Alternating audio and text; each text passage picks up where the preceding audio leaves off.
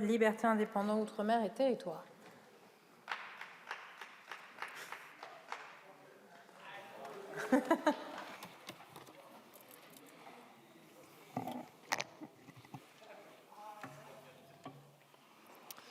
Madame la Présidente, Monsieur le Premier ministre, Mesdames et Messieurs les ministres, mes chers collègues, nous revoici plongés dans le cercle infernal des discussions budgétaires auxquelles nous sommes malheureusement habitués depuis 2022.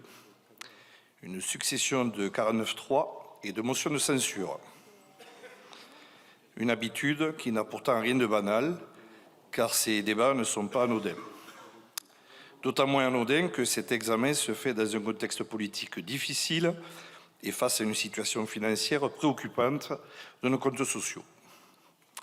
Nous le savons et nous le vivons dans nos territoires, avec l'inflation et la pauvreté, le sujet de la santé fait partie des premières préoccupations des Français.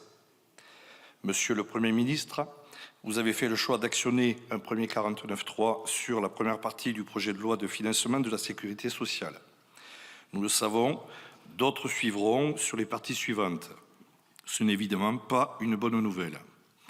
Cela veut dire qu'en dépit de la motion de censure adoptée en décembre dernier, une première, la recherche de compromis n'a pas été complètement fructueuse. Ce budget est bien loin des attentes de nos concitoyens.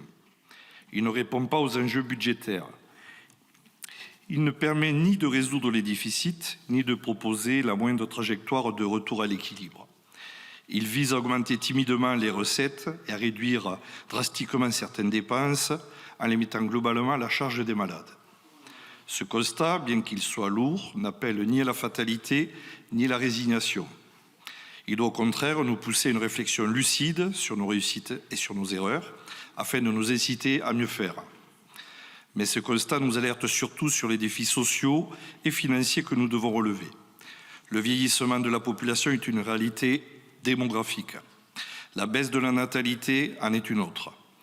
Les dépenses de santé et de retraite augmentent alors que les recettes tirées de la croissance, censées les accompagner, sont en berne. Ne nous trompons pas, le déséquilibre des comptes de la sécurité sociale n'est pas conjoncturel. Les crises ont certes pesé, mais l'absence de réformes structurelles demeure la principale menace pesant sur notre système. Les prévisions économiques actées dans ce PLFSS sont plus qu'inquiétantes. Trajectoire jusqu'en 2028 confirme une dégradation durable des comptes. Face à ce constat, ce budget tente de limiter les dégâts, mais ce faisant, il ne prépare pas de politique ambitieuse pour consolider le modèle de protection sociale. L'urgence après la dissolution et la situation catastrophique des comptes ont conduit à un PLFSS très court, dépourvu de toute vision à long terme. Les 49.3 qui ne manqueront pas d'intervenir dans la foulée nous empêcheront de débattre et de faire valoir nos propositions. Notre groupe avait plaidé pour trouver de nouvelles ressources, sur le capital notamment, afin d'éviter que couper dans les dépenses soit la seule réponse proposée pour éviter la dégradation des comptes sociaux. Sur la prévention, le PLFSS ne proposait pas davantage. Le texte remanié à l'Assemblée et au Sénat prévoit désormais quelques mesures comme la taxation des boissons sucrées, des jeux de hasard, c'est un premier pas. En revanche, le texte est particulièrement insuffisant sur la question de la petite enfance, alors que différents scandales concernant les crèches privées nous interpellent sur des dérives inacceptables. Il nous faudra rapidement enclencher une vraie réforme du financement des crèches pour arriver à terme à un financement des crèches par un versement forfaitaire et non plus horaire, car celui-ci oblige les gestionnaires de crèches à optimiser en permanence le niveau d'occupation. Quant à la grande cause nationale qu'est la santé mentale, elle passe tout simplement à la trappe. Sur l'accès aux soins, qui est la grande préoccupation de nos concitoyens, ce projet de loi est bien pauvre.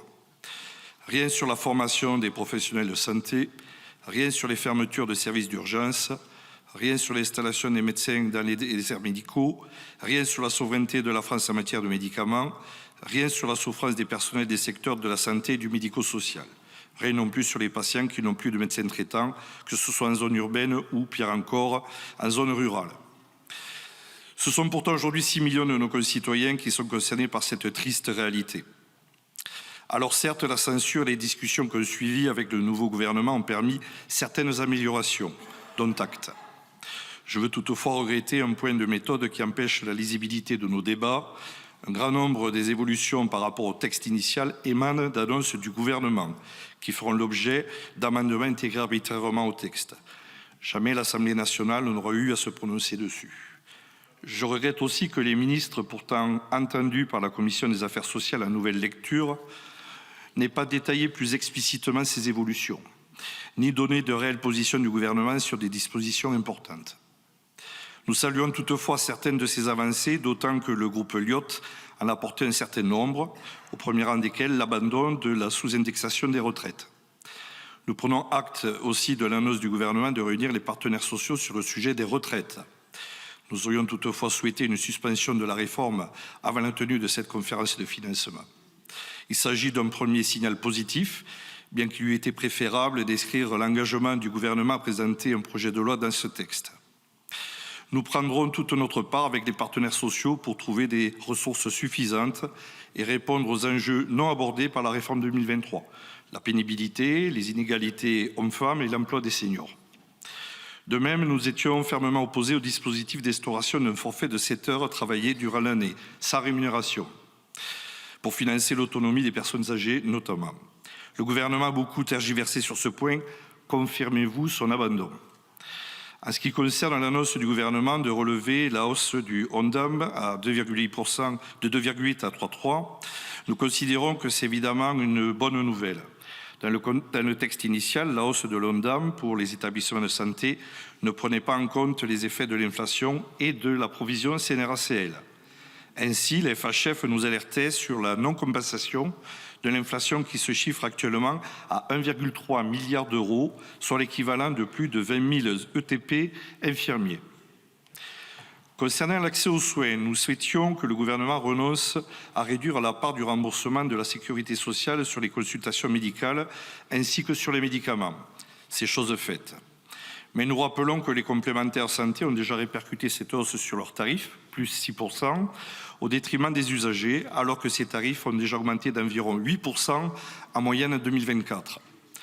S'agissant du soutien à l'autonomie, je me félicite que le gouvernement souhaite voir relever le fonds d'urgence promis aux EHPAD à hauteur de 300 millions d'euros. En novembre, il avait annoncé une enveloppe de 100 millions d'euros.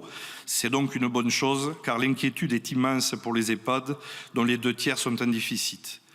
Mais c'est une vision pluriannuelle et des financements structurels dont ils ont surtout besoin. Après seulement 3 000 ETP en 2023, puis 6 000 ETP en 2024, 6 500 ETP dans les EHPAD sont prévus dans ce PLFSS. C'est mieux, certes, mais nous continuons de nous interroger sur l'aboutissement réel de l'objectif des 50 000 ETP d'ici 2030. De même, nous regrettons encore l'absence de financement ad hoc pour la branche autonomie, plus de 4 ans après sa création. Le transfert d'une fraction de la CSG en 2024 est insuffisant face aux défis à venir. Nous appelons à la mise en place d'une contribution spécifique via une augmentation de la CSG sur le capital ou bien une contribution sur les donations et successions par exemple. En conclusion, mes chers collègues, pour toutes ces raisons et parce que des avancées ont été concédées permettant de revenir sur des dispositions qui auraient fragilisé directement nos citoyens les plus vulnérables, le groupe Lyotte ne votera pas la censure. Nous avons conscience que ce budget est loin d'être parfait et un grand nombre de ces dispositions ne nous conviennent pas. Nous sommes encore en attente de certaines décisions du gouvernement sur les parties relatives aux recettes et aux dépenses, mais nous considérons que beaucoup de temps a été perdu pour nos hôpitaux, nos EHPAD, nos collectivités. Nous devons avancer. Je vous remercie. Merci beaucoup, mon cher collègue. La parole est à présent à Madame Emeline Kerbidi pour le groupe Gauche démocrate et républicaine.